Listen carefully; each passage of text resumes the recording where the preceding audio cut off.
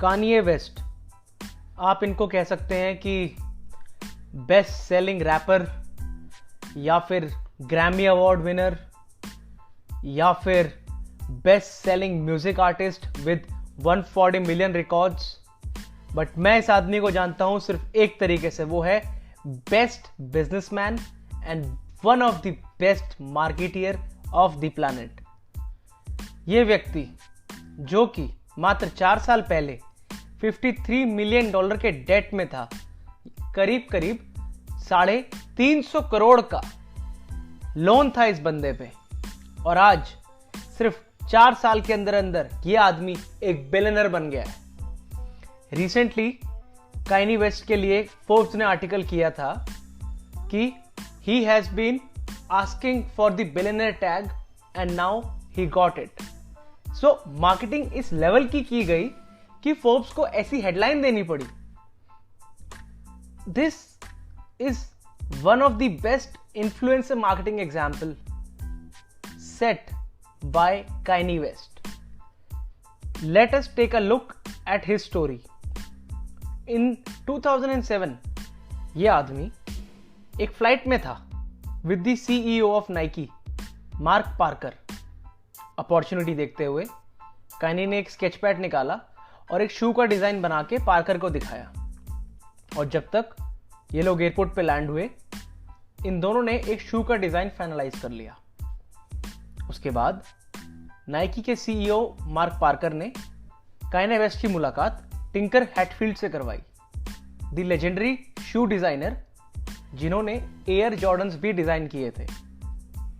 And after that mid 2008 तक काइने के जो प्रोटोटाइप्स थे ऑफ नाइकी एयर यीजी वो पब्लिक में आ चुके थे, और इन शूज का ऑफिशियल रिलीज हुआ इन द ईयर 2009। उसके बाद नाइकी एयर यीजी रिलीज होते ही एक सेंसेशन बन गया। 2 और वेरिएंट्स लॉन्च हुए 2012 एंड 2014 में। सो नाइकी के पर्सपेक्टिव से एवरीथिंग वाज वेल, सब कुछ बहुत बढ़िया था। जैसे हम लोग कहते हैं कि दोनों हाथों में लड्डू वाली बात, एक तरफ नाइकी के एयर जॉर्डन्स सेल हो रहे थे और दूसरी तरफ नाइकी के एयर यीजी, और उन शूज की ऐसी ब्रांडिंग, ऐसी मार्केटिंग की गई थी कि लोग नकली पहनने को तैयार थे, बट चाहिए यही शूज थे।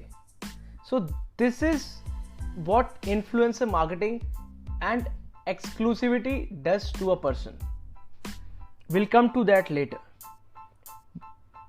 इस स्टोरी में ट्विस्ट आता है वहां जब काइनी वेस्ट को रियलाइज हुआ कि इतनी अच्छी डील मिलने के बाद भी उनको काफी लॉस हो रहा है, क्योंकि जो शूज की रॉयल्टी है उसका मनी उनको नहीं मिलता। और ये सेम सिचुएशन माइकल जॉर्डन ने भी फेस की थी कि उनको भी ये रियलाइज हुआ था कि this is a loss making deal, क्योंकि जो कॉन्ट्रैक्ट का अमाउंट होता है वही मिलता है, रॉयल्टी नहीं मिलती। So Kanye West he tried to talk Nike team out of it, Nike being adamant and not taking Kanye seriously. They said तुम्हारा पैसा चैरिटी में दे देंगे पर तुमको नहीं देंगे। उसके ऊपर Kanye said one thing, I go to the garden and play no one-on-one. I'm a performance athlete. He tried everything, but तब भी Nike being the one of the biggest shoe brand and one of the biggest company in the world, they decided not to take Kanye seriously, and in the year 2013 Kanye and Nike broke the deal. Within weeks Kanye West approached Adidas. He took a flight and he went to Germany to meet the executives, and here is the scenario जहां सब कुछ बदल जाएगा।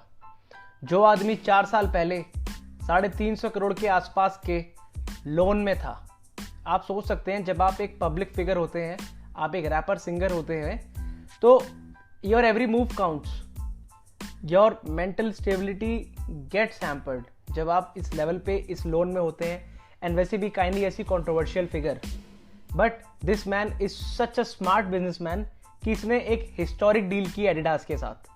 Deal की details, काइने को 100% यीजी brand retain करने को मिलेगा, 15% होलसेल रॉयल्टी मिलेगी और उसके साथ साथ ईयरली मार्केटिंग फी भी मिलेगी।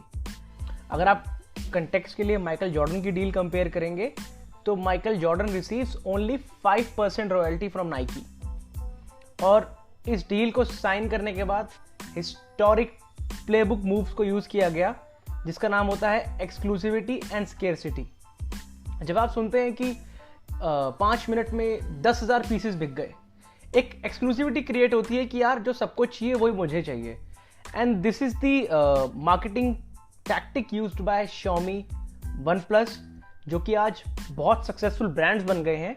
बट जो एक्सक्लूसिविटी एंड स्केर्सिटी होती है, similarly when you here a company has made only 25 cars of this particular model, वो क्यों होता है? स्केर्सिटी से ही डिमांड होती है। इकोनॉमिक्स का बेसिक लॉ है डिमांड एंड सप्लाई का, मैं अज्यूम करता हूं आप इसके बारे में जानते होंगे। सो इस डील के बाद Yeezy की जो सीरीज थी bye Adidas, it did $1.5 billion in sales and this number was up 50% from 2018। और यहीं अगर आप इसको जॉर्डन की एयर जॉर्डन लाइन से कंपेयर करेंगे, it does around $3 billion in yearly sales।